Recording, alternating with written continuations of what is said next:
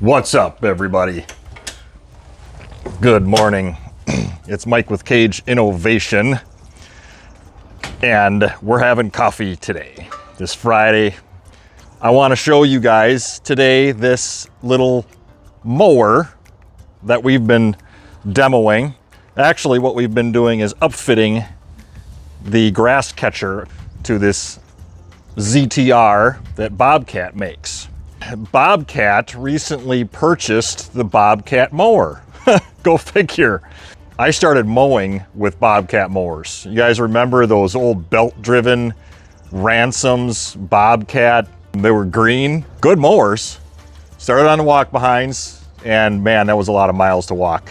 The guys over at Sanko Equipment let us use this mower to, do the R&D on the intake bracket of the grass catcher, so we've got that mounted up there. But what I want to talk about today is just a quick review of this mower. We'll do a surface level, some of the things that I've noticed, and then an issue that I had. Hopefully you guys enjoy this review, and then maybe we'll cut some grass and show you how this works.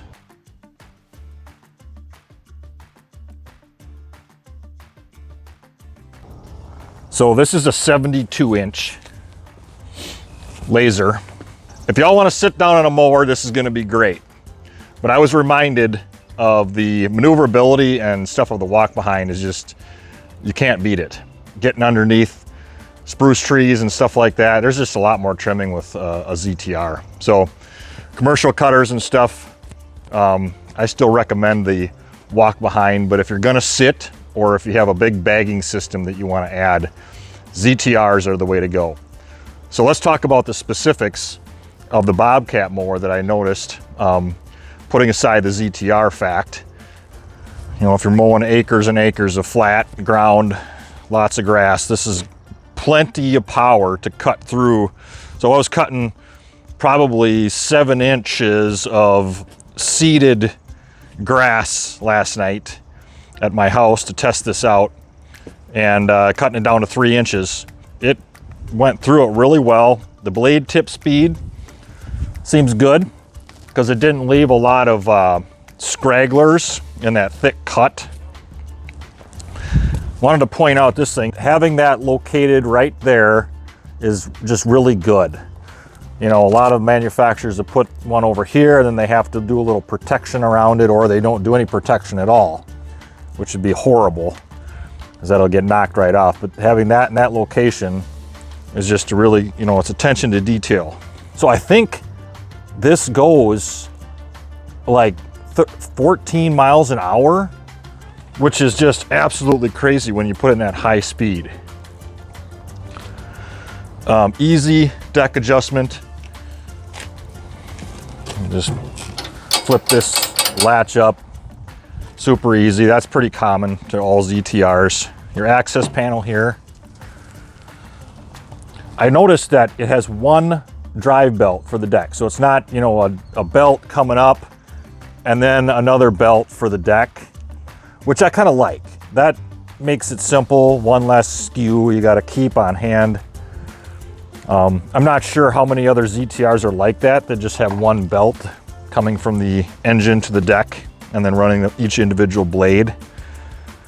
But you guys can let me know. Typical parking brake. You can run this one-handed. So if you're operating with the drink in one hand, and you can definitely do it. 2 tanks. I think they're about 10 gallons each. Obviously the ROPS here, we have that folded down because we're not worried about tipping it over or anything. To access the engine, you just unscrew this and then it can swing out. So this one's equipped with a Kawasaki. I like the width and the diameter of these tires. Anti-scalp rollers, of course. And the deck seems pretty heavy duty. So it's not just that little, thin sheet metal. This is 3/16 here. I think the whole deck is 3/16 and it's welded all over the place. So it's gonna last a while. Let's see, how do we get underneath the seat? Oh yeah, you gotta flip this down. All right. Okay, so we've got our hydro pumps down here. Looks like they're, you know, pretty accessible. Look at that tiny battery. Your owner's manual tube. And your hydro oil reservoirs. As usual, Bobcat does a nice job of labeling their stuff, branding it. That custom stitching. It's pretty sweet. So overall, I really enjoyed mowing with this. I did run it out of fuel. And so it has this switch here to switch the tanks. And I don't know, I must have not understood what this is for, because I switched it after I ran out. I just filled up the one side and I could not get it to stay running until I filled up the opposite side as well. It seems like I had to have both tanks filled no matter which side I had that switch to. So I'm sure there's a really good explanation for that. Maybe Mike is just not understanding it. So, all right, let's go cut some grass with this guy.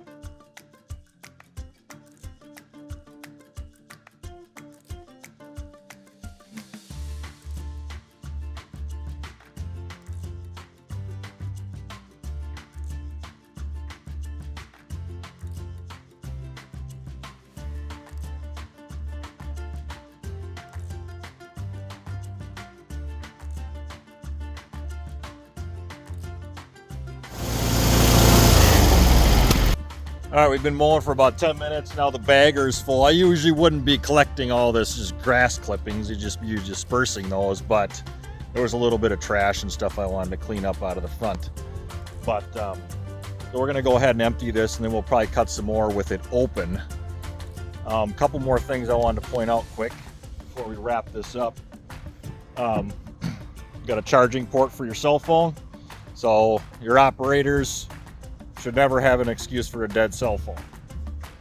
And I like how nice and tight this is to the back wheels. I'm not sure about the you know, the other brands out there for ZTRs, because I haven't used ZTRs a whole lot, but I like how the tight turning radius, I don't feel like I'm ever gonna, you know, swing and hit something.